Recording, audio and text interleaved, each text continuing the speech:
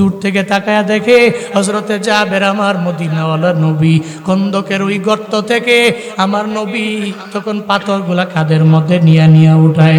মদিনাওয়ালা নবী সোজা হয়ে দাঁড়ায় না, কেন যেন নবী বারবার বাঁকা হয়ে যায়, দাঁড়াইতে পারে না সোজা হয়ে। হযরতে জাবের দৌড়ে মদিনাওয়ালা নবীর দরবারে যায়, যা বলে পয়গম্বর এই খন্দকের ময়দানে আপনি কেন সোজা হয়ে দাঁড়াতে পারেন না, কেন আপনি বারবার বাঁকা হয়ে যান? মদিনাওয়ালা নবী কয়, রে জাবের, এতদিন হয়ে গেল পেটের মধ্যে কোনো খাবার আমি দিতে পারলাম না, খন্দকের ময়দানে আসলাম, এই খাল খননের কাজের মধ্যে নিজের নিয়োজিত করলাম। এরে জাবির, আমার পেটের মধ্যে আমি পাথর বাঁধছি রে। কেন বাঁধছি জানোনি? এই পাথর বাঁধার কারণে আমি সোজা হয়ে দাঁড়াইও না, বাঁকা হয়ে যাই। আমি যদি সোজা হয়ে দাঁড়াই তাহলে পাথরটা আমার পেট থেকে জমিনের মধ্যে পড়ে যাবে, পেটের ক্ষুধার যন্ত্রণা বেড়ে যাবে, আমি কাজ করতে পারবো না। এই কারণে আমি পাথরটাকে চাপা দেওয়ার জন্য বারবার বাঁকা হয়ে যাই। হযরতে জাবের এই কথা শোনার পরে চোখের পানি ফালায়া কান্দে। একটা পর্যায়ে দৌড়ে যায়, বাড়িতে গিয়া বলে, ও বিবি আমার নবী এমন কথা বলল। নবীর হালত বেশি ভালো না, পেটের ক্ষুধার যন্ত্রণায় নবী পেটের মধ্যে পাথর পর্যন্ত বাঁধল। মদিনাওয়ালা নবীর এমন হালাতে, চলো না আমরা নবীরে একটু বাড়ির মধ্যে দাওয়াত দেই। হযরতে জাবেরের বিবিরে বলে, ও বিবি, ঘরের মধ্যে খাওয়া না চিনি? কয় খাবার আছে। কয়জনের আছে? কয় মাত্র 3-4 জন ঘরের মধ্যে খাইতে পারবে এমন খাবার। হযরতে জাবের বলে, ও বিবি আমার, হাসরের ময়দানে আল্লাহ যদি বলে, রে জাবির,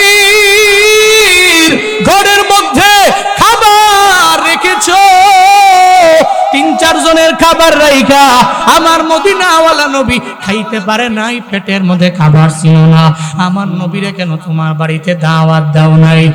এই জাবের, জবাব দাও। আমার জবাব দেয়া বিন্দু মাত্র পরিমাণ সম্ভব হবে না। ও বিবি গো, একটু পারমিশন দাও, মদিনাওয়ালা নবীরে দাওয়াত দিব। যখন অনুমতি পেয়ে গেলেন দৌড়ে চলে গেলেন, যে কয়, নবী গো, আপনার পেটের ক্ষুধার যন্ত্রণা আমার যন্ত্রণা অনেক বেশি লেগে গেল, আপনার যন্ত্রণা মনে হয় আমার পেটের যন্ত্রণা। নবী গো, আমার বাড়িতে আপনাকে দাওয়াত দিয়ে দিলাম, দুমুঠু যা খাবেন আমার বাড়িতে খাবেন, আপনার পেটের ক্ষুধা নিবারণ আমার ঘরের মধ্যে হয়ে যাবে। নবী কয়, জাবের রে, আমি একা যাবো না, আমার সঙ্গে 1,500 সাহাবা আছে। সঙ্গে নবী দেরিও করেন নাই, হযরতে জাবেরও বলেন নাই, সঙ্গে নবীজি টিলার মধ্যে দাঁড়াইলেন। টিলার মধ্যে দাঁড়াইয়া সঙ্গে নবীজি দাওয়াত দিয়া দিলেন, 1,500 সাহাবা, 1,500 সাহাবা, আমি একা জাবেরের বাড়িতে যাব না। 1,500 সাহাবারে জাবেরের বাড়িতে আজকে তোমাদের ভরপুর খাওয়ার দাওয়াত। যদিও মাজলুমের চোখের পানি ধইরাই কবুল হয় না, মাজলুমের চোখের পানি রবের দরবারে যায়। একদিন এমন হবে ওই মাজলুমের চোখের পানির কারণে ইসরায়েল এবং আমেরিকা যেই পরিমাণ ষড়যন্ত্র করে ট্রাম্প আর নেতানিয়াহু মিল্লা গাজাকে ধ্বংস করার জন্য, এরা জানে না মুসলমানরা লড়াই করে অস্ত্র দিয়া না, বরং ইমানের বলে বলিয়ান হইয়াই মুসলমানরা ময়দানে যায়, ঠিক কিনা? এরা তো জানে আমাদের মরণের পরে জান্নাত নাই। মুসলমান তো জানে মরণের পরে জান্নাত। মৃত্যু হলো মুসলমানদের, মুমিনের জন্য এমন একটা তোহফা, মুসলমানদের এবং মুমিনদের জন্য এটা পুরস্কার। এটা হলো লেক, এটা হলো খাল, এটা হলো একটা প্রতিবন্ধকতা। মরণ বরণ হতে দেরি হবে, মুমিনেরে আল্লাহ জান্নাত দিতে দেরি করবে না। এই জন্য মুমিনের লাইফে কোনো চিন্তা নাই। মুমিন তাওয়াক্কুল করবে কার উপরে? আল্লাহর উপরে ভরসা করে মুমিন আগায়া যায়, মুমিনের জীবনে বিন্দু মাত্র পরিমাণ চিন্তা নাই। এজন্য দেখবেন অনেক জায়গায় বিভিন্ন সময়ে বিভিন্ন কথা বলে, এই গাজার মুসলমানেরা হামাসেরা এরা যুদ্ধবিরতি দিয়ে দেখে এদের কাছে সারেন্ডার করুক, অসুবিধা নাই। কেন এদের জন্য এতগুলা মানুষ মায়ের খাইলো? এটা যার জবান দিয়া বলে ওই ব্যক্তির ইমানের পাওয়ার এত পরিমাণে বেশি না, এদের ইমানের পাওয়ার এত পরিমাণে বেশি। এরা এদের ছেলেরেও হারায়, মেয়েরেও হারায়, এরা এদের বাবারেও হারায়, এদের মায়েরও হারাইল, এরা এদের কুলের বাচ্চাকেও হারায়, এরপরেও বাতিলে রক্তচক্ষুর কাছে মাথা নত করে না।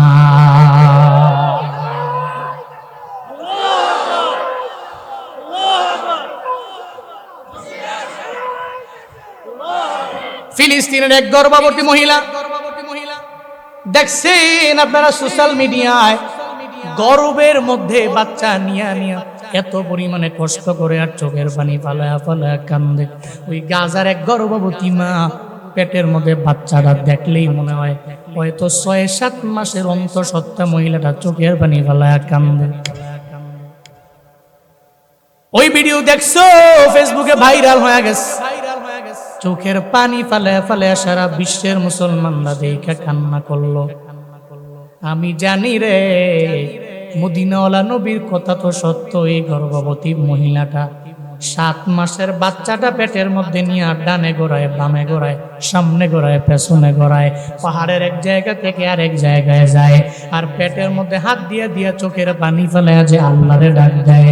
ওই ফিলিস্তিনের গাজার একটা ছোট্ট বাচ্চা যে আল্লাহ আল্লাহ আল্লাহ আল্লাহ বলিলা যে দৌড়ায়। মনে রাখবে এই নেতানিয়াহুরা, ডোনাল্ড ট্রাম্পেরা যতই বাড়াবাড়ি করে আগাও, ইমাম মাহাদি একদিন আসবে। ইমাম মাহাদির সৈনিক হয়ে সারা বিশ্বের মুসলমানরা যখন এক হয়ে যাবে, তোমাদের মতো ইহুদিরা বেঈমানেরা সেদিন পালানোর মতো গর্ত খুঁজে পাবা না, ঠিক কিনা? ইমাম মাহদির সৈনিক আমরা হব, আল্লাহ তৌফিক দান করেন, সকলে পড়ি আমিন। আল্লাহ ইমাম মাহদির সৈনিক হয়ে জান্নাতের পথে অগ্রগামী হয়ে, কাঁধে কাঁধ মিলিয়ে জান্নাতের পথে অগ্রগামী হয়ে দুনিয়া ত্যাগ করার তৌফিক আমাদের সব ভাইকে আপনি দান করেন, সকলে পড়ি আমিন। আরো জোরে পড়েন আমিন। এই জন্য মুমিনের জীবনে কোনো চিন্তা, ডিপ্রেশন, হতাশা, মুমিন তাওয়াক্কুল করে কার উপরে? আল্লাহর উপরে তাওয়াক্কুল করে সারা জিন্দেগি কাটায় দেওয়ার তৌফিক আল্লাহ সব ভাইকে দান করেন, জোরে পড়েন আমিন। দুনিয়ার স্বাভাবিক নিয়মই এটা, স্বার্থে আঘাত লাগলে মাথা নষ্ট হয়। ফিলিস্তিনের আমার এই ভাইদের সাথে এদের এত মারামারি কেন? এদের মারামারির পেছনে কারণ আছে, খালি এদের প্রতি এদের এত শত্রুতা কেন? আমি গত 2 দিন ধরে এটা নিয়ে অনেক ঘাটাঘাটি করলাম। এরা চায় আকসা মসজিদটা এদের দখলেই থাকুক, এবং আকসা মসজিদে মুসলমানরা ঢুকবে এদের পারমিশন নিয়ে। আর আমাদের ফিলিস্তিনের ভাইদের কথা হলো না, আকসা কার ঘর? মুসলমানদের প্রথম কিবলা, এটা আমাদের ঘর। এই ঘরে, এই ঘর থেকে সমস্ত আম্বিয়ারা আইসা মদিনাওয়ালা নবীর সাথে সাক্ষাৎ হওয়ার পরে এটা দুনিয়াবি মেরাজের শেষ সফর ওখানে শেষ করে এরপরে রওনা হয়েছেন ঊর্ধ্বগমনে। নবীজি এটা ছিল দুনিয়া বিলাইনের শেষ লাস্ট ডেস্টিনেশন, এটা ছিল লাস্ট গন্তব্যস্থান। এখান থেকে নবীজি গিয়েছেন। এটা তো মুসলমানদের, নবীদের ভালো লাগার জায়গা, এটা তো আম্বিয়াদের জায়গা, এটা আম্বিয়াদের উম্মতদের জায়গা। এই জায়গায় যাওয়ার জন্য পারমিশন লাগবে কেন? অনুমতি লাগবে কেন? আকসা তো তাদের বাপের ঘর না, আকসা তো আমাদের রবের ঘর, ঠিক কিনা? এই জোরে জের দড়ি মারামারি ছাড়া খালি আকসা এদের লাগবে। এতটুকু জানে না আকসা আমাদের ঘর, যে ঘরে আল্লাহ নবীকে নিয়েছেন, সমস্ত আম্বিয়াকে একত্রিত করেছেন। ব্যাপারে কোরআনে ঘটনা আছে না নাই? আছে না নাই? কেউ যদি বলে এটা বিশ্বাস করি না, ঈমান থাকবে?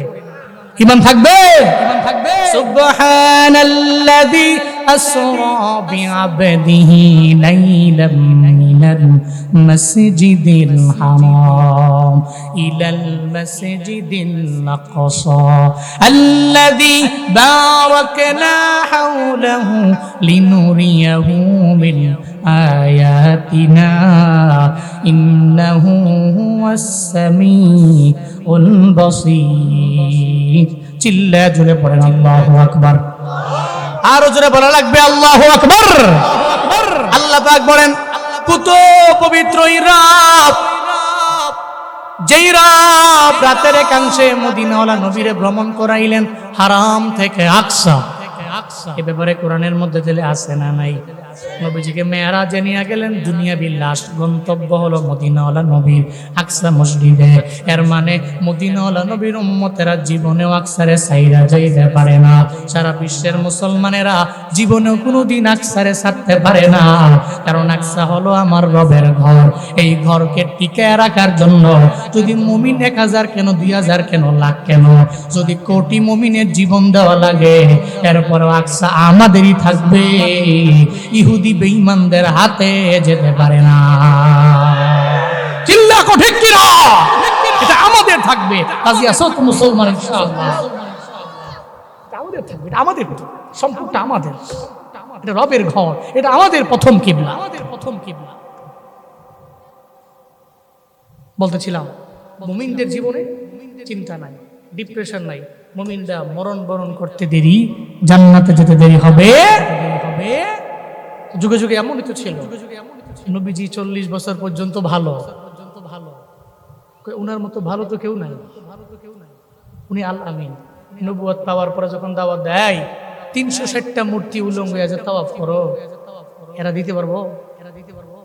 যারা নিজের কোনো ক্ষমতা নাই, বিন্দু মাত্র পরিমাণ হাঁটার যোগ্যতা নাই, ক্ষমতা নাই, কথা বলতে পারে না, দিতে পারবে না। আল্লাহর গুণগান করো। এটা বলতে দেরি আবু জাহালের মাথা গরম না ঠান্ডা? কথা কয় না কেন? গরম না ঠান্ডা? তুমি জাদুকর। কি কয়? তুমি জাদুকর।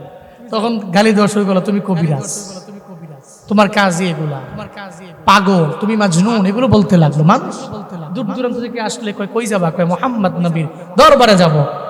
পাগলের কাছে যাবা? মানুষ কয় পাগল যেহেতু বলছে যাই, একটু যাই দেখে কি সুন্দর আচরণ, কালিমা পড়ে সঙ্গে সঙ্গে মুসলমান হয়ে যায়।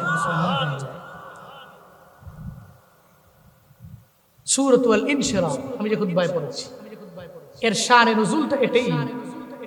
নবীজি 40 বছর পর্যন্ত ভালো, 40 বছর নবুয়তের পরে মুহাম্মদ চূড়ান্ত লেভেলের খারাপ হয়ে গেছে, কারণ সে আমগো ধর্মবাদ দিয়া অন্য ধর্মের গুণগান গায়। এটা পর্যায়ে নবীকে পাগল বলতে লাগলো। নবীজি উদ্বিগ্ন হয়ে গেলেন, এরা কেন আমার এমন করে? 40 বছর নবুয়ত পাওয়ার আগে এরা আমার মাথার তালুতে রাখলো, এখন আমার সাথে এমন খারাপ আচরণ কেন করে? সঙ্গে সঙ্গে মদিনাওয়ালা নবী উদ্বিগ্ন হয়ে গেলেন, চিন্তায় পড়ে গেলেন। আল্লাহ কয় জিবরাইল যাও মদিনাওয়ালা নবীর দরবারে গিয়া সূরা ইনশিরাহটা পড়িনা নবীর শোনা দাও।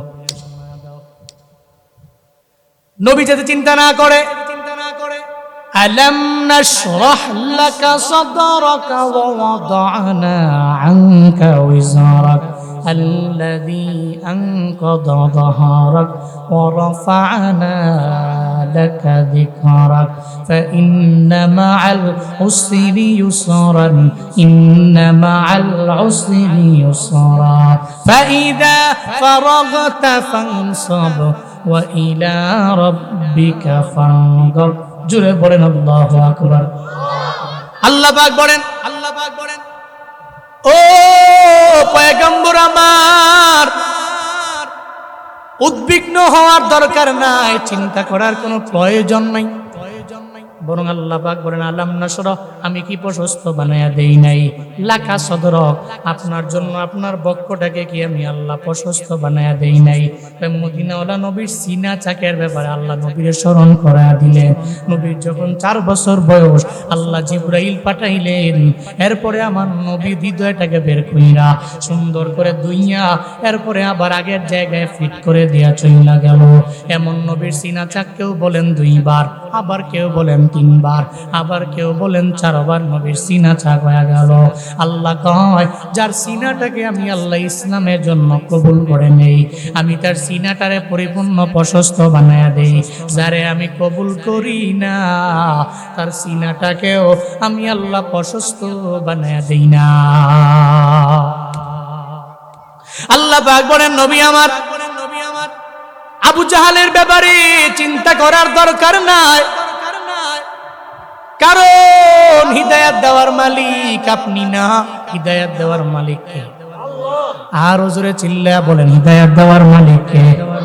হযরতে বিলাল রাদিয়াল্লাহু আনহুর দিকে দেখেন না, ওই বেলাল সাদা না কালো? এত পরিমাণে কালো সাহাবী হযরতে বেলাল রাদিয়াল্লাহু আনহু, কত কালো, কয় হাসি দিলে বেলালের দাঁত শুধু সাদা দেখা যায়, এত পরিমাণে কালো সাহাবী বেলাল। এরপরেও বেলাল রাদিয়াল্লাহু আনহু দাম রবের দরবারে আছে না নাই? কম না বেশি? কিন্তু আবু জাহালের দাম রবের দরবারে আছে, উতবার দাম রবের দরবারে আছে, সাহেবার দাম নাই, ওয়ালিদ ইবনে মুগিরার দাম রবের দরবারে নাই। হযরতে বেলালের দাম কেন আছে? বেলালের ভিতরে ঈমান আছে এজন্য দামি, হযরতে বেলালের অন্তরের মধ্যে ঈমান আছে এজন্য দামি, হযরতে বিলালের সিনাটাকে আল্লাহ কবুল করে নিয়েছেন এইজন্য হযরতে বেলালের দাম এত পরিমাণে বেশি। কিয়ামতের আগ পর্যন্ত মুসলমানেরা হযরতে বেলালের নাম নিয়া চোখের পানি ফেলায়া কাঁদবে, ঠিক কিনা? দুনিয়ার লাইনেও বড় দামি,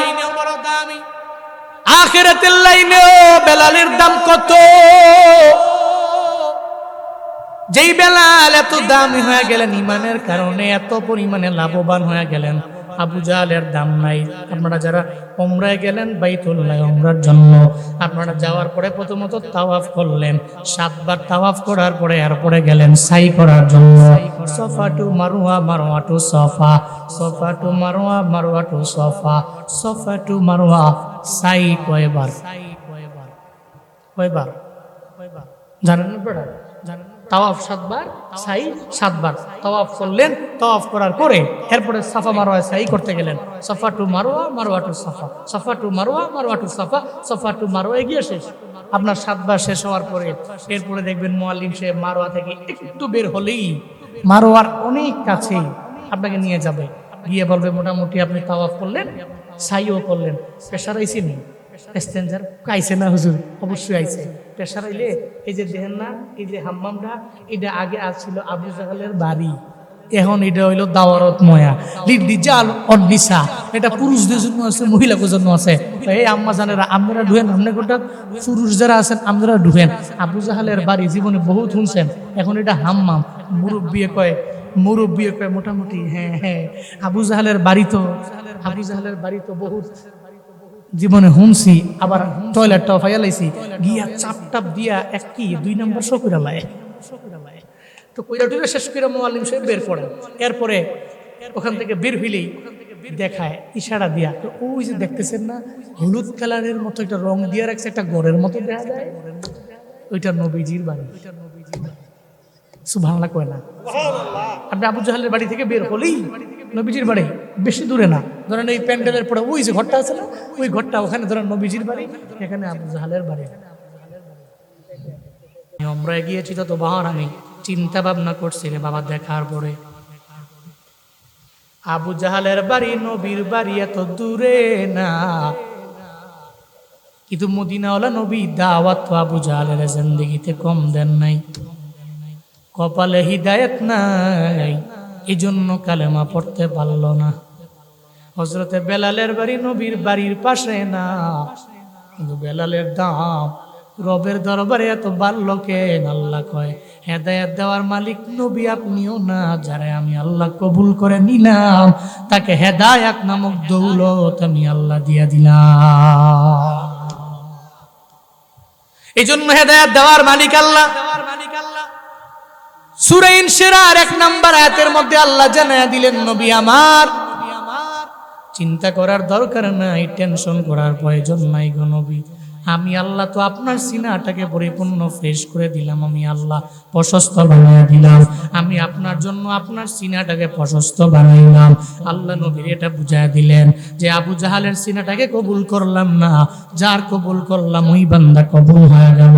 এরপরে 2 নম্বর এবং 3 নম্বর আয়াতের মধ্যে আল্লাহ পাক জানিয়ে দেয়, ওয়া ওয়াদানা আনকা ওয়াজরাকাল্লাযী আনকাদা যাহরাক। চিল্লে জোরে পড়েন আল্লাহু আকবার। আল্লাহ পাক বলেন ওয়া ওয়াদানা, আর আমি নামিয়ে দিলাম আনকা ওয়াজরাক, আপনার থেকে আপনার বোঝা আমি আল্লাহ নামায়া দিলাম। আল্লাযী আনকাযা যাহরাক, যেই বোঝা সমূহ আপনার পৃষ্ঠদেশ পর্যন্ত নয়া দিয়েছিল, ওই সমস্ত বোঝা আমি আপনার থেকে নবী নামায়া দিলাম। এই বোঝাটা কি? মুফাসসিরিনে কেরামগণ জানায়া দেয়, নবীর জিন্দেগিতে গুনাহ আছে। আছে? কেউ যদি বলে গুনাহ আছে, ঈমান থাকবে না, চলে যাবে। মদিনাওয়ালা নবী শুধু না, দুনিয়াতে যত পয়গম্বর, সব পয়গম্বররা বেগুনাহ মাসুম। একজন নবীরও গুনাহ নাই, সব নবীদেরকে মাসুম কে বানাইলেন?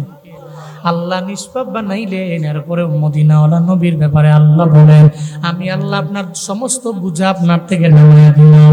সেই বোঝা কি কেউ বলেন নবীর জিন্দেগিতে গুনাহ নাই? শুধু গুনাহ নাই, এরপরে আল্লাহ নবীর ব্যাপারে সূরা ফাতহের 2 নম্বর আয়াতের পরেও জানায়া দিলেন, লিয়াগফিরা লাকাল্লাহু মা তাকাদ্দামা মিন যামবিক ওয়া মা তাআখার। চিল্লায়ে পড়েন আল্লাহু আকবার। আল্লাহ পাক বলেন, নবী হে, আপনার জিন্দেগিতে বিন্দু মাত্র পরিমাণ গুনাহ নাই, এরপরেও আমি আল্লাহ আপনার জিন্দেগির সমস্ত গুনাহ মাফ করার ঘোষণা দিয়ে দিলাম। এর মানে নবীর জিন্দেগিতে গুনাহ নাই, কোনো বোঝা নাই। সব বোঝা আল্লাহ নবীর থেকে নামায়া দিলেন, সব বোঝা আল্লাহ নবীর থেকে সরায়া দিলেন। এখান থেকে উম্মতে মুহাম্মদী মানে আমাদের জন্য একটা শিক্ষা আছে। মদিনাওয়ালা নবীর জিন্দেগিতে গুনাহ নাই, এরপরেও নবী তাওবা করে ডেইলি 100 বার। কয়বার? ইয়া আইয়ুহান নাস তুবু ইলাল্লাহ ফাইন্নী আতুবু ইলাইহি ফি কুল্লি ইয়াউমিন 100 মাররা। মদিনাওয়ালা নবী বলেন, এই উম্মতেরা, আল্লাহর দরবারে তোমরা বেশি বেশি তাওবা করে নাও। কেন করবা? কয় ফাইন্নী আতুবু ইলাইহি, আমি আল্লাহর নিকট তাওবা করি 100 মাররা, একবার, 2 বার, 3 বার, 5 বার, 10 বার না। আবার আমি যে তাওবা করি, আমি আল্লাহর দরবারে তাওবা করি বছরে বছরে 1 বার না, মাসে মাসে 1 বার না, সপ্তাহে সপ্তাহে 1 বার না, 2-3 দিন পরে পরে 1 বার, এমন না, বরং আল্লাহর দরবারে আমি ডেইলি তাওবা করি 100 বার। যেই নবীর জিন্দেগিতে গুনাহ নাই, ওই নবী যদি আল্লাহর দরবারে তাওবা করে 100 বার, তাহলে আমগো জিন্দেগিতে গুনাহ আছে না নাই? নাই। এখানে এমন কেউ আছেন হুজুর বলতে পারবেন জিন্দেগিতে গুনাহই নাই? বলা যাবে না। মাঝে মাঝে বালিশের সঙ্গে মাথাটা লাগা চিন্তা ভাবনা করবেন রে বাপ, জিন্দেগিতে এত গুনাহ করলাম, যেই গুনার ব্যাপারে আমার মাও জানে না, বাবাও জানে না, যেই গুনার ব্যাপারে কেউ জানে না, কিন্তু আমার গুনার ব্যাপারে আল্লাহ ভালো করেই জানে। আমার গুনার ব্যাপারে আমি ভালো করে জানি, আমার গুনার ব্যাপারে আমার বন্ধু বান্ধবেরা জানে না। নবীর জিন্দেগিতে গুনাহ নাই, নবী তাওবা করে ডেইলি 100 বার। আমগো জিন্দেগিতে গুনাহ আছে। এই ব্রাহ্মণবাড়িয়ার মুসলমানেরা বলেন না, তাইলে আমগো তাওবা করার কথা ডেইলি কয়বার? নবীর জিন্দেগিতে গুনাহ নাই, উনি আল্লাহর দরবারে তাওবা করেছে 100 বার। আমগো জিন্দেগিতে গুনাহ আছে, তাইলে আল্লাহর দরবারে তাওবা করার কথা ছিল 1000 বার। আমরা পারি না। আমিও বলি 1000 বার দরকার নাই, 100 বার দরকার নাই, 50 বার দরকার নাই, 40, 30, 20 বার দরকার নাই, বরং আপনি ডেইলি 1-2 বার একটু কবরের পাশে দাঁড়ায়া যান না রে বাবু। যেই কবরের মধ্যে আপনার বাবা, যেই কবরের মধ্যে আপনার মা শুয়ে রইল, এমন বাবারে শুয়ে রাখছেন যেই বাবা এলাকার মধ্যে একটা সময় এত পরিমাণে পাওয়ার ছিল, আপনার এলাকার মধ্যে বাড়ির মধ্যে এত দামি মাতবর ছিল। মাঝে মাঝে এই এলাকার মধ্যে ঝামেলা হয়ে গেলে আপনার বাবারে সারা সালিশের মধ্যে কেউ বসতো না, যাইতো না। আপনার বাবারে দেখা দিত, কয়ে যে ওনাকে যদি না আনো তাহলে বিচার কার্য ফয়সালা করতে পারবো না। কই গেছে? ব্রাহ্মণবাড়িয়া শহরে কাজের মধ্যে গেছে। একটা পর্যায়ে আপনার বাবায় না আসলে বিচার হয় না। আপনার বাবার জন্য 2 দিন 3 দিন বিচার বন্ধ। আপনার বাবা আসলে এরপরে বিচার হয়ে যাবে, এরপরে সালিশ মজলিসের মধ্যে সবাই বসলো, আজকে ওই বাবায় নাই, ওই বাবা আজকে কবরের মধ্যে শুয়ে রইল। চাইলে হাতও নাড়াইতে পারে না, পাও নাড়াইতে পারে না, চাইলে আপনার বাবায় কথাও বলতে পারে না। আপনার নাতি, আপনার ছেলে থাকে আমেরিকায়, বাংলাদেশ থেকে এত পরিমাণে দূরে। খবর নেওয়ার জন্য একটু মোবাইলের মধ্যে টেলিফোন করলে বেশি সময় লাগে না, বরং 1-1.5 মিনিট অপেক্ষা করলেই কথা বলা যায়, কুশল বিনিময় করা যায়, তার সাথে তার স্বাস্থ্যের হাল ও সম্পর্কে জানা যায়। একটু বলেন না, আপনার বাড়ির পাশে যে আপনার বাবার খবর, কয়েকদিন আপনি টেলিফোনের মাধ্যমে যোগাযোগ করতে পারলেন রে বাবা? আপনার মা, এত সুন্দরী মা, আপনার মা যখন আপনার এলাকার মধ্যে আসলো, আসার পরে আপনার মাকে দেখার জন্য এলাকার লোকেরা এত পরিমাণে পাগল হয়ে গেল, আপনার মাকে দেখার জন্য অস্থির হয়ে গেল। এত সুন্দরী মহিলা আমগো এলাকায় বউ হিসাবে এলাকার মধ্যে আসলো, যেই মায়ের দেখার জন্য পুরো এলাকার লোকেরা হাজির। আজকে একটু দেখেন না, ওই মা কবরে শোয়া, ওই মা হাতও নাড়াইতে পারে না, ওই মা পাও নাড়াইতে পারে না, ওই মা বিন্দু মাত্র পরিমাণ কথাও বলতে পারে না। ও আল্লাহর বান্দারা, এর উপরে অহংকার করে করে যেই পরিমাণ পাওয়ার দেখাই আমরা। আমি তো বলি, আপনার জিন্দেগিতে গুনাহ আছে, এর উপরেও আপনি তাওবা তো করেনি না। একটু আপনার মা বাবা দাদা দাদির খবরের মধ্যে দাঁড়ায়া যান, একটু পাশে গিয়া দাঁড়ায়া যান, একটু চিন্তা করেন না, তাহলে জিন্দেগিতে আপনার দ্বারা অহংকার মানাবে না, আপনার দ্বারা হিংসা মানাবে না, আপনি জীবনেও অন্যের হক নিয়ে টানাটানি করতে পারবেন না, আপনি মানুষের উপরে জুলুম করা সম্ভব হবে না আপনার দ্বারা, আপনি মানুষের উপরে নির্যাতন করতে পারবেন না, অন্যের ক্ষেতের লাইলে ঠেলতে ঠেলতে রাস্তাকে চিকনা বানানো আপনার দ্বারা সম্ভব হবে না, অন্যের উপরে অত্যাচার করা এটা আপনার দ্বারা সম্ভব হবে না, একটা মানুষের গালি দেওয়া আপনার দ্বারা সম্ভব হবে না, দুইজনের সাথে ঝগড়া লাগায় দেওয়া আপনার দ্বারা সম্ভব হবে না।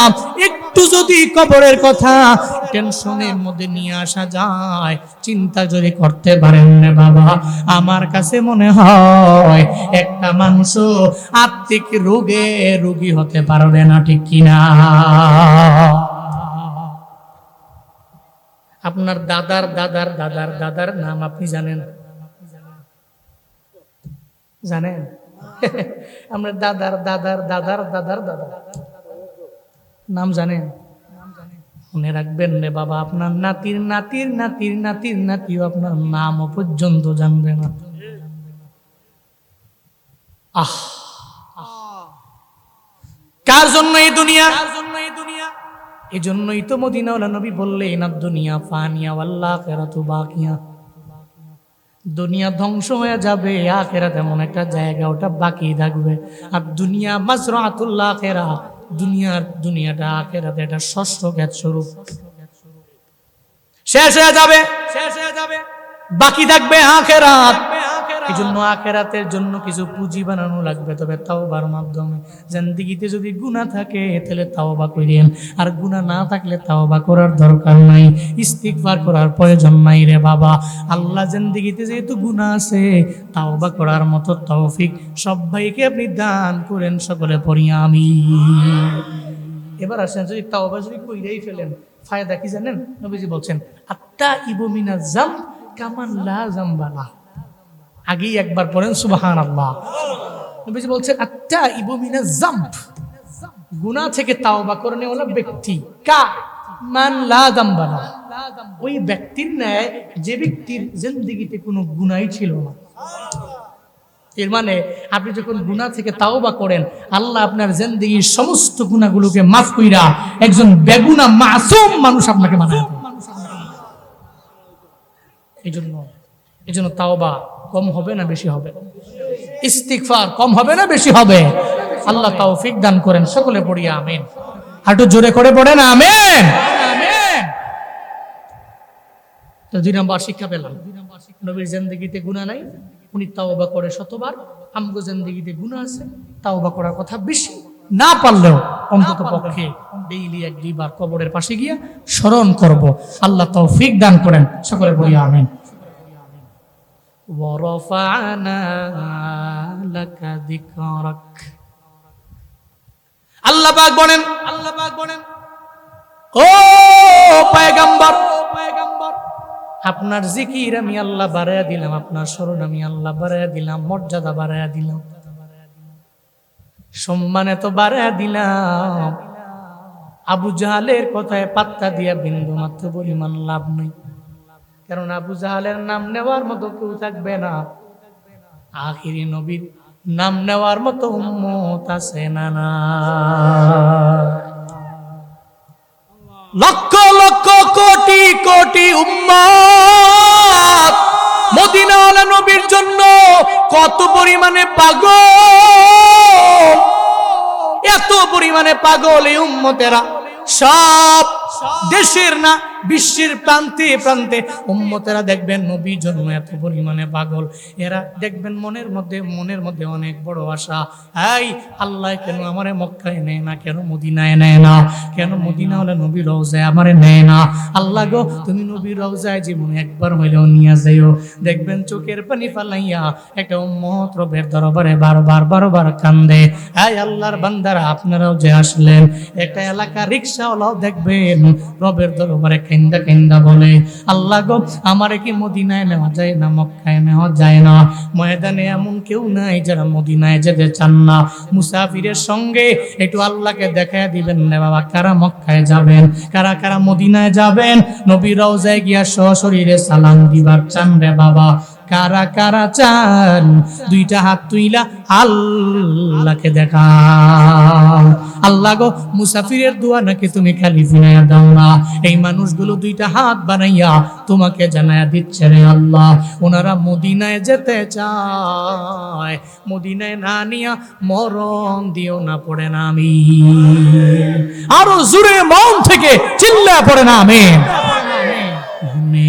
বড় আশা ছিল যাব মদিনায়, সবাই কোন লাগবো।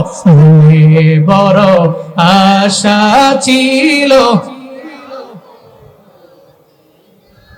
মনে বড়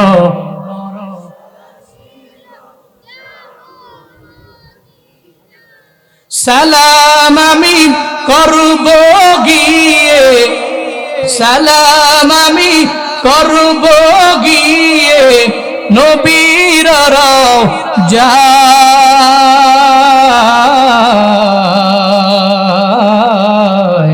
মনে বড় আশা ছিল,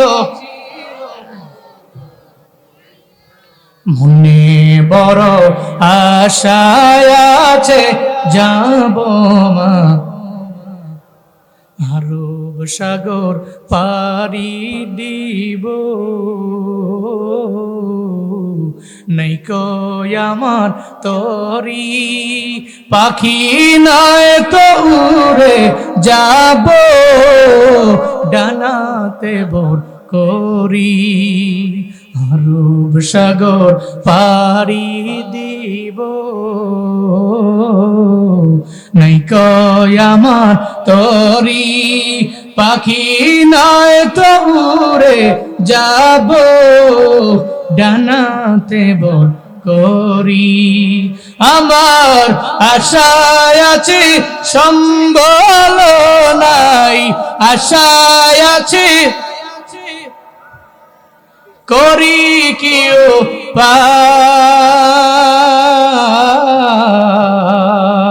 উপায়। মনে বড়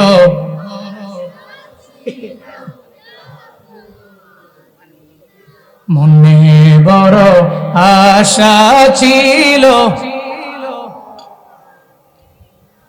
কৌশল কইরা লইয়া যাইও, কৌশল কইরা লইয়া যাইও সোনার মদিনা।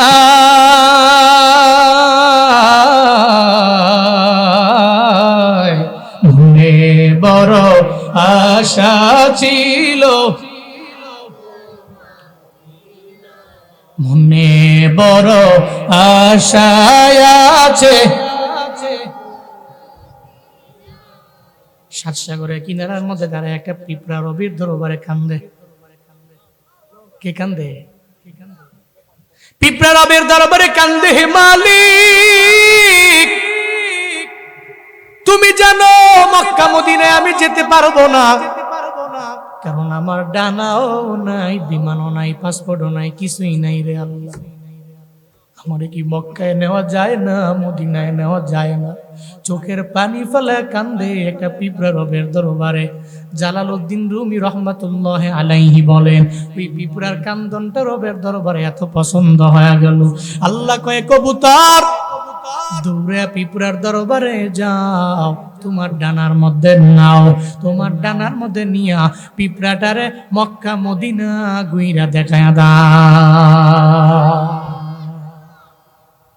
কবুতর পিঁপড়ার দরবারে এসে দরবারে হাজির হয়ে পিঁপড়ারে বলে, পিঁপড়া বিমান তো হাজির হয়ে গেছে, উঠ না। আল্লাহু আকবার জোরে কয় না, আরো জোরে কয় না, আল্লাহু আকবার। এই কয় কি রে, বিমান তো হাজির, উড়স না কে? আরে পিঁপড়া কয়, আরে কয় কি রে, দোয়া তো রবের দরবারে কবুল হয়ে গেছে। আমার পায়ে কামড় দেয়, পিঁপড়া পায়ের মধ্যে কামড় দিয়েছে কবুতরের, কবুতর তারে বাইতুল্লাহ দেখায়া, নবী রওজা দেখায়া ঘুরে আইনা তার জায়গায় বসায় দিয়া চলে গেছে। না পকেটে থুন, পিছনের লোকেরা সুবহানাল্লাহ পকেটে থুন, বাড়ি যায় কইেন, জোরে কয় না সুবহানাল্লাহ। খুদার কসম, ওখানে যেতে হলে অনেক বেশি টাকার মালিক হওয়া লাগে না, ইশক লাগে, প্রেম লাগে, নসিব লাগে। আল্লাহ সবারে নেয় না। আমার বাড়ির পাশে একজন ছিল, বহু জমি জমার মালিক, বহু টাকার মালিক, কিন্তু মক্কা মদিনায় যাওয়ার সৌভাগ্য অর্জন করতে পারেনি।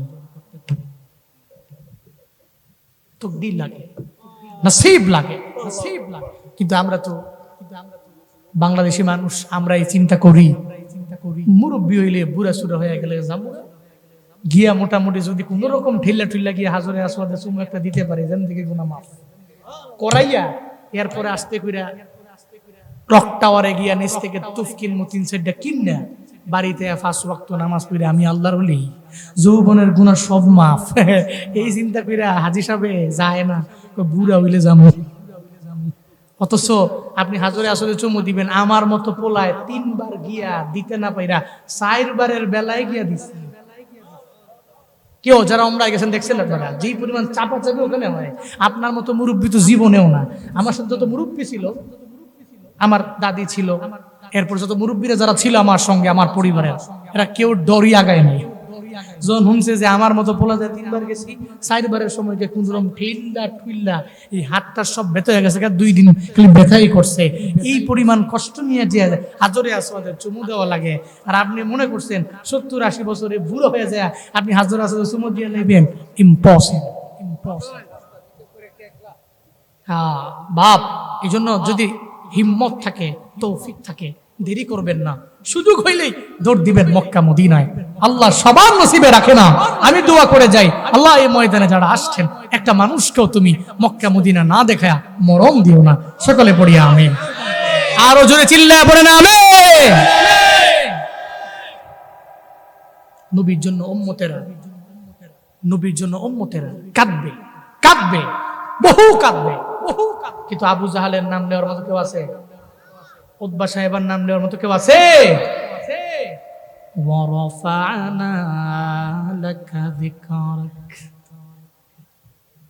আল্লাহ কয়, নবী আপনার জিকির আমি আল্লাহ বুলন্দ করে দিলাম, আমি আল্লাহ আপনার জিকির, আপনার সম্মান, আপনার মর্যাদা সব আমি আল্লাহ বাড়াইয়া দিলাম।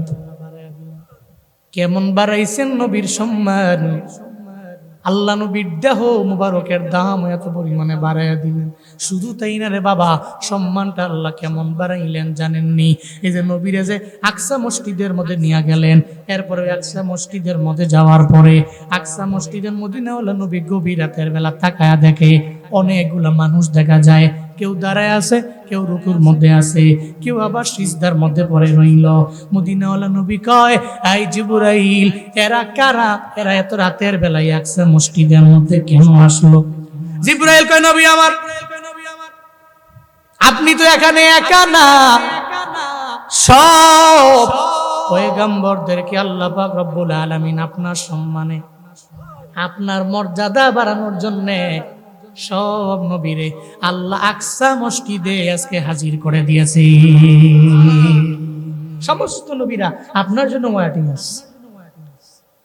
একটু পরে 2 রাকাত নামাজ পড়ানো লাগবে।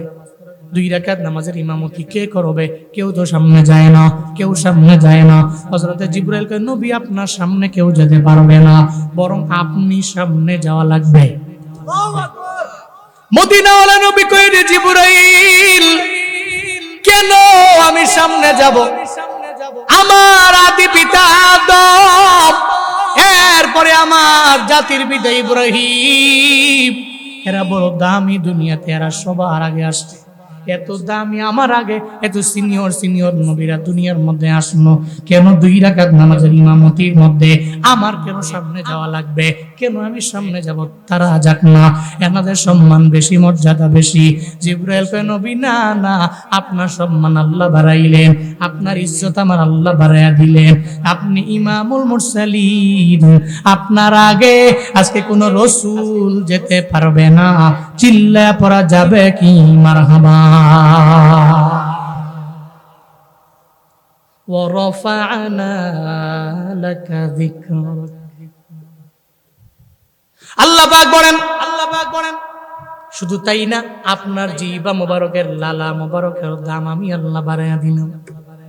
নবীর জিহ্বার যে লালা মোবারক, ওই লালা মোবারকের দাম কত জানেন নি রে বাবা? এত পরিমাণে দাম, খন্দকে যুদ্ধের ব্যাপারে এমন কোন মানুষ নাই জানে না। ব্যাটল অফ কনফিডারেন্স, সম্মিলিত বাহিনীর যুদ্ধ,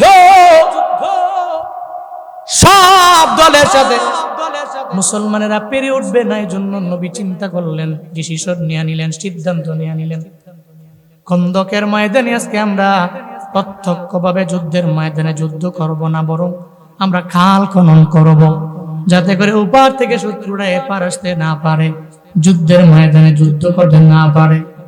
নবীজি ১৫০০ সাহাবা লইয়া খন্দকের ময়দানে খন্দকের খাল খনন করার জন্য নবীজি নিজেও কাজের মধ্যে শরীক হয়ে গেলেন। নবীর সঙ্গে সাহাবা নিয়ে গেলেন ১৫০০।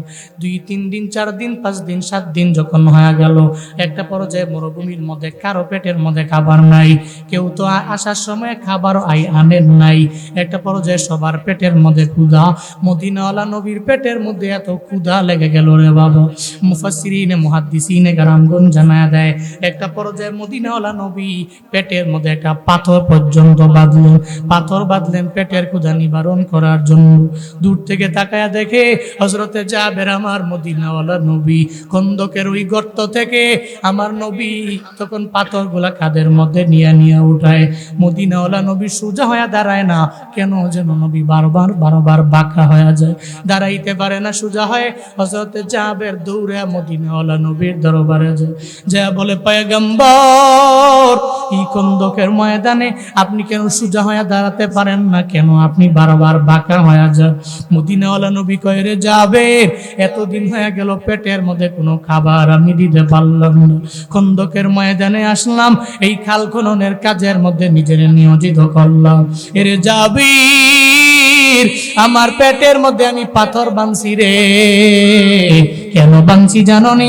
এই পাথর বাঁধার কারণে আমি সোজা হয়ে দাঁড়াইও না, বাঁকা হয়ে যাই। আমি যদি সোজা হয়ে দাঁড়াই, তাহলে পাথরটা আমার পেট থেকে জমিনের মধ্যে পড়ে যাবে, পেটের ক্ষুধার যন্ত্রণা বেড়ে যাবে, আমি কাজ করতে পারবো না। এই কারণে আমি পাথরটাকে চাপা দেওয়ার জন্য বারবার বাঁকা হয়ে যাই। হযরতে জাবের এই কথা শোনার পরে চোখের পানি ফালা কান্দে। একটা পর্যায়ে দৌড়ে যায়, বাড়িতে গিয়া বলে, ও বিবি আমার নবী এমন কথা বলল। নবীর হালত বেশি ভালো না, পেটের ক্ষুধার যন্ত্রণায় নবী পেটের মধ্যে পাথর পর্যন্ত বাঁধলো। মদিনাওয়ালা নবীর এমন হালাতে, চলো না আমরা নবীর একটু বাড়ির মধ্যে দাওয়াত দেই। হযরতে জাবেরের বিবিরে বলে, ও বিবি, ঘরের মধ্যে খাওয়া না চিনি? কয়, খাবার আছে। কয়, কয়জনের আছে? কয়, মাত্র ৩-৪ জন ঘরের মধ্যে খাইতে পারবে এমন খাবার। হযরতে জাবের বলে, ও বিবি আমার, হাসরের ময়দানে আল্লাহ যদি বলে, রে জাবির, ঘরের মধ্যে খাবার রেখেছো, ৩-৪ 3-4 জনের খাবার রাইখা আমার মদিনাওয়ালা নবী খাইতে পারে নাই, পেটের মধ্যে খাবার ছিল না। আমার নবীরে কেন তোমার বাড়িতে দাওয়াত দাও নাই? এই জাবের জবাব দাও। আমার জবাব দেয়া বিন্দু মাত্র পরিমাণ সম্ভব হবে না। ও বিবি গো, একটু পারমিশন দাও, মদিনাওয়ালা নবীরে দাওয়াত দিব। যখন অনুমতি পেয়ে গেলেন দৌড়ে চলে গেলেন। যে কয় নবী গো, আপনার পেটের ক্ষুধার যন্ত্রণা আমার যন্ত্রণা অনেক বেশি লেগে গেল। আপনার যন্ত্রণা মনে হয় আমার পেটের যন্ত্রণা। নবী গো, আমার বাড়িতে আপনাকে দাওয়াত দিয়ে দিলাম, দুমুঠু যা খাবেন আমার বাড়িতে খাবেন, আপনার পেটের ক্ষুধা নিবারণ আমার ঘরের মধ্যে হয়ে যাবে। নবী কয়, যাবের রে, আমি একা যাবো না, আমার সঙ্গে 1,500 সাহাবা আছে। সঙ্গে সঙ্গে নবী দেরিও করেন নাই, হযরতে জাবের রেও বলেন নাই। সঙ্গে সঙ্গে নবীজি টিলার মধ্যে দাঁড়াইলেন। টিলার মধ্যে দাঁড়াইয়া সঙ্গে সঙ্গে নবীজি দাওয়াত দিয়া দিলেন, 1,500 সাহাবা, 1,500 সাহাবা, আমি একা জাবেরের বাড়িতে যাব না। 1,500 সাহাবারে, জাবেরের বাড়িতে আজকে তোমাদের ভরপুর খাওয়ার দাওয়াত। আমি একা তো যাবো না, তুমি সবার দাও। হযরতে জাবের জিবার মধ্যে কামড় দেখো, কামড়া কি হইল? ঘরে খাওয়ান আছে কয়জনের? দাওয়াত দিছে কয়জন রে? হায় হায় হায় হায়। হযরতে জাবের দৌড়ে চলে গেলেন বাড়ির মধ্যে। বাড়ির মধ্যে যায় বলে, বিবি আমার দাওয়াত দিছি নবী রে, নবী দাওয়াত দিছে 1,500 রে, কেমনে খাওয়ামু আমায় বলো না। হযরতে জাবেরের বিবি বলে, স্বামী আমার, চিন্তা কেন করেন, টেনশন কেন করেন? দাওয়াত দিছেন নবীরে, চিন্তা করেন নবীরে নিয়া। নবী দাওয়াত দিছে 1,500, চিন্তা করবে নবী আর আমার আল্লাহ। কি ঈমান, কি বিশ্বাস, কি ইতিকাদ, করেন না আল্লাহু আকবার। স্বামী যে বিবিরে কয়, বিবি খাওয়ান আছে মাত্র 3 জনের, দাওয়াত দিছেন নবী 1,500। বিবি রিপ্লে করে, এই টেনশন কেন করেন, দাওয়াত দিছেন নবীকে, আপনি চিন্তা করবেন নবীরে নিয়া। নবী দাওয়াত দিছে 1,500, চিন্তা করবেন নবী তো আছে আর নবীর আল্লাহ তো আছে। ওনাদের ভান্ডারে কম আছে, কথা কই না কেন? কম আছে। মিয়া, এমন বিবি যদি ঘরে রাখা যায়, ঘরে থাকে, আপনার ইনকাম মান্থলি 10,000, আপনি চাইলে ওনাকে দামে কিছু কিনা দিতে পারেন না। এরপরেও দেখবেন ঘরটাতে রহমত বরকত দিয়ে আল্লাহ ভরপুর বানায় দিবে। কিন্তু যদি ঘরের মধ্যে এমন নারী আসে যিনি 5 ওয়াক্তের 1 ওয়াক্ত পড়ে না, কিন্তু 5 ওয়াক্ত টিকটক দেখে, ঠিক আছে না নাই? বর্তমান জামানার মেয়েরা যারা, হ্যাঁ, টিকটকের মধ্যে লাইকার আর ফলোয়ার বাড়াতে হবে, এই চিন্তা আছে না নাই? আছে না নাই? এরপরে নিজের ফেস, নিজের বডি মানুষকে দেখিয়ে ইনকাম করার জন্য, লাইক বাড়ানোর জন্য, ফলোয়ার বাড়ানোর জন্য বহুটাই করে। এমন কিছু পুত্রবধূ আছে, অনেক শ্বশুর বিভিন্ন মাহফিলে যাওয়ার পরে শ্বশুর এসে বলে, হুজুর শেষ। কি ও শেষ করে? তামা তামা। আরে কুইন্দা কুইন্দা আগুন লাগছে, তামা তামা হয়ে গেছে। আগুন লাগছে আমার ঘরও। কি হইছে? ঘরও আমার ফোলার বউ, টিকটকার বউ। কি জানি করে না, টিকটক করে যে এটা করে আমগো হোম মিনিস্টারে হেরা ডাক্তার গেছে, দেহের রুমও নাই, 1তলা বিল্ডিং এর 2তলা বিল্ডিং এর কোনো রুমই তাই নাই। একটা পর্যায়ে যে ছাদের উপরে তাকায় দেখে ছাদের এক কর্নারে একজনের মোবাইল ধরে রাখছে আর হেভি দিয়ে কি জানি গান লাগে নাচে। এরকম আছে না? হ্যাঁ, আপনি চিন্তা ভাবনা করেন এই টিকটকার বউ থেকে আজহারের মতো হুজুর আসবে? ইম্পসিবল। কান্দে মাসুর মায় মন্দ নয়, সৈয়দ বংশের জি, গাইবালা তার বাসুর বালা, দুধবালা তার ঘি, কান্দে মাসুর মায়। চিল্লা বলেন কথা ঠিক কিনা? গাইবালা তার বাসুর বালা, দুধ ভালো তার ঘি, কান্দে মাসুর মায়। বাস্তব এটা। আপনি কাঁটাযুক্ত গাছ লাগাইছেন, আশা করছেন আঙ্গুর, হবে না তো। আরবিতে প্রবাদ আছে, ইন্নাকা লা তাজনি মিনাশ শাওকিল ইনাব, নিশ্চয়ই তুমি কাঁটাযুক্ত গাছ থেকে আঙ্গুর ফল আশা করতে পারো। এজন্য সন্তানটারে বিয়া করাইবেন, মাইয়া দেখবেন বংশাবলী মাইয়া। এজন্য যুবকেরা, তোমরা যারা বিয়ে করার জন্য পাগল ভাড়া হয়ে গেলা, প্রেম কইরা বংশ নাই, খালি সাদা চামড়া দেখা দৌড়ে একটা বৌগরের মধ্যে নিয়ে আসলেই হবে না। এই যে মুরব্বী আব্বা আছে, এই যে মুরব্বী দাদা আছে, এদের জিগাও না, এদের বলো না, এরা তোমার ভালো চায়। বংশাবলী মায়া যদি করে আনতে পারো, যদিও কালো হবে, কিন্তু জাতের মেয়ে যদি হয় কালো হইলেও ভালো হবে। ঘরের মধ্যে আনো রে, আল্লাহ ঘরটারে রহমত দিয়া ভরপুর বানায়া দিবে, ঠিক কিনা? এমন বউ ঘরের মধ্যে আইনো না, যেই বউ আসার পরে বারবার তোমার মায়ের ব্যাপারে, মায়ের বিরুদ্ধে বলবে। এতদিন পর্যন্ত তুমি আমারে খাওয়া, তুমি তোমার আম্মারে খাওয়াইলা, আব্বারে খাওয়াইলা, এখন খাওয়ান লাগবে না। এখন আমার সন্তানের ব্যাপারে চিন্তা করে না, আমার পরিবারের ব্যাপারে চিন্তা করে না, আব্বা আমরা দেখাও লাগবে না, খোঁজ খবর নেওয়া লাগবে না।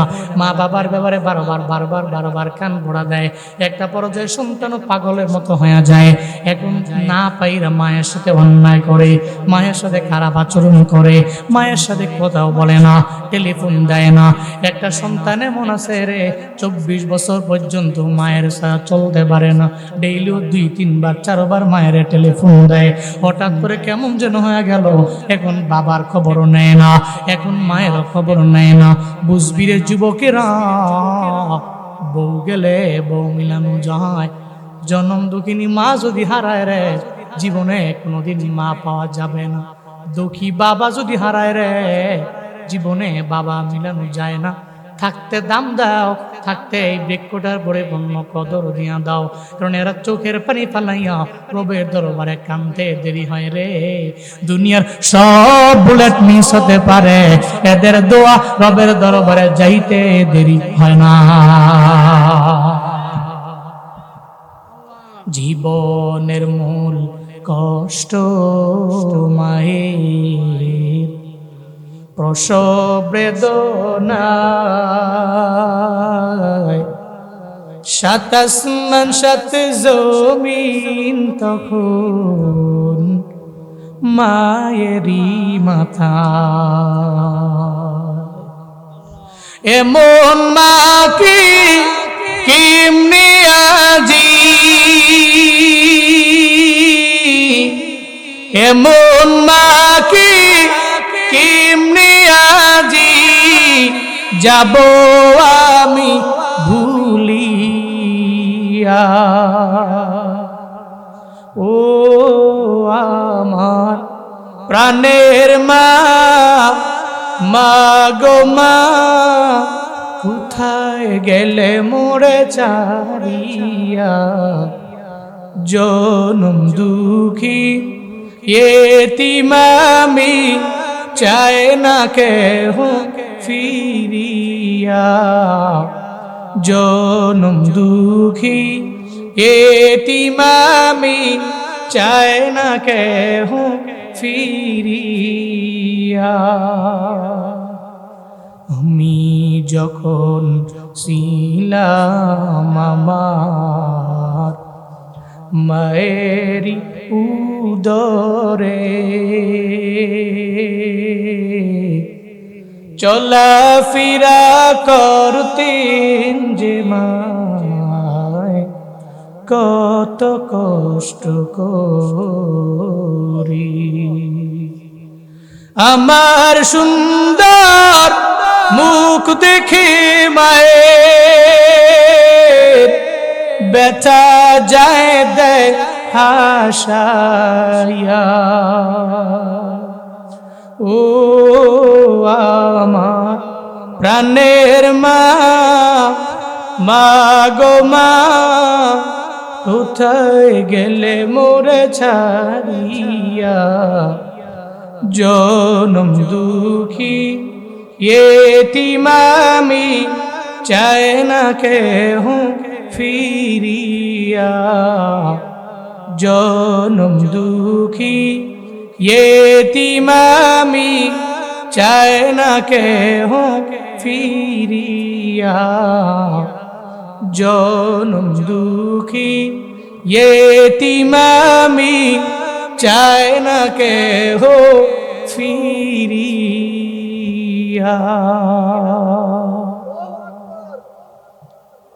যেদিন মায়ের দুনিয়া থেকে বিদায় নিয়ে চইলা যাবে, সন্তান যদি মা মা বলে চিল্লায়, জীবনে কোনোদিন মা ডাকে সাড়া দিবে না। এই জন্য থাকতে দাম দেও, থাকতে মা বাবার কদর কইরা দাও রে বাপ। হ্যাঁ, আমি জানি ব্রাহ্মণবাড়িয়ার অনেক সন্তানেরা প্রবাসের মধ্যে থাকে, ঘরে ঘরে ঘরে ঘরে প্রবাসী আছে রে। ফোন দিয়া জিগাই রে বাবা, মা বাবারে কেমন মিস করো রে। এই যে ঈদ গেল না, এরা এদের ঈদ নাই। চোখের পানি ফেলা কান্না করছে মায়ের জন্য, বাবার জন্য কান্দে রে। কারণ ঈদের দিনে এরা নিজের মায়ের সঙ্গে নিয়ে ঈদ করতে পারে না। বাবারে পাঞ্জাবিটা পরাইয়া কাঁধে কাঁধ মিলাইয়া ময়দানে যেতে পারে নাই। এরা জানে রে মা বাবার কি পরিমাণে কদর দেওয়া লাগে। তুমি যেদিন হারাইবা ওদিন বুঝবা, না হারাইলে বুঝবা না রে বাবা। যেই মা 10টি মাস গর্ভে নিল, জীবনে কোনোদিন ওই মায়ের মনে আঘাত দিব না। কারা কারা রাজি আছেন? দুইটা হাত তুইলা আল্লাহরে দেখা। আল্লাহ তাদের আব্বা আম্মা বাইচা আছে, হায়াতে তৈয়বা দান করেন। জাগো নাই, কবরটারে জান্নাতের বাগান বানায়া দেন। সকলে পড়ি আমিন, সকলে পড়ি আমিন। বলতেছিলাম হযরতে জাবেরের বিবি জানায়া দেয়, স্বামীরে চিন্তা করিবেন না, দাওয়াত দিছেন নবীরে চিন্তা করবেন, নবীরে নিয়া নবী দাওয়াত দিছে 1000 চিন্তা করবে নবী এবং আমার আল্লাহ। হযরতে জাবের চলে গেলেন, দৌড়ে চলে গেলেন নবীর দরবারে। নবী হযরতে জাবেরের চেহারার দিকে তাকায় দেখে রে, নবী জাবেরের চেহারার দিকে তাকায় দেখে কেন যেন একটা চিন্তার ছাপ দেখা যায়। নবী কয়, জাবের রে কেন চেহারায় চিন্তার ছাপ, আমারে বলো না। হযরতে জাবের বলেন, নবী না, কোনো চিন্তা নাই, কোনো টেনশন নাই। নবী গো চিন্তা নাই। নবী কয়, আমি জানি রে, আমি বুঝি রে, চেহারা দেখলেই তো আমি বলতে পারি রে। এরপর হযরতে জাবের বলেন, ওই জাবের বলার দরকার নাই, তোমার সহ ব্যাপারে আমার আল্লাহ যাই না গেছে। একটু আগে জিবরাইলের মাধ্যমে আমারে জানায়া দিছে, আজকে তোমার ঘরে যদিও খাবার 3-4 জনের, চিন্তা করিও না, 1500 খেয়ে আসতে পারবে। চিন্তা করবা না, টেনশন করবা না। আজকে অল্প খাবারের মধ্যে আল্লাহ বরকত দিয়া ভরপুর বানায় দিবি।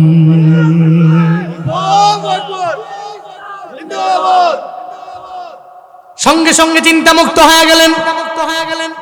মদিনাওয়ালা নবী 1500 সাহাবা নিয়ে হযরতে জাবেরের বাড়িতে যখন চলে গেলেন, হযরতে জাবেরকে নবী বলেন, জাবের রে, যেই 2টা পেয়ালার মধ্যে রুটি এবং গোশত আছে, যে সেই 2টা পেয়ালা তুমি আমার হাতে দাও। 2টা পেয়ালা যখন দেওয়া হয়, নবীজি জিহিবা মুবারক থেকে একটু লালা মুবারক আইনা পেয়ালার মধ্যে লাগায় দেয়। চিল্লায়া পড়া যাবে না মারহাবা। পেয়ালার মধ্যে 2 ফুটা লালা মুবারক লাগায় কয় রে জাবের, 1500 রে খাওয়াও, বিন্দু মাত্র পরিমাণ চিন্তা করা লাগবে না, টেনশন করা লাগবে না। হযরতে জাবের রাদিয়াল্লাহু আনহু 1500 সাহাবীদেরকে খাবার খাওয়ানো আরম্ভ করলেন। খাওয়ানো শেষ হয়ে গেল। একটা পর্যায়ে খানা আছে না নাই, নবীর জন্য চেক করতে গিয়া ঢাকনাটা উঠে দেখে রে, প্রথমবার ঘরের মধ্যে আসার পরে বিবি যেই খাবার দেখাইলো, ওই খাবারই দেখা যায় 1500 রে খাওয়ানো শেষ, বিন্দু মাত্র পরিমাণ কমতি হয় না।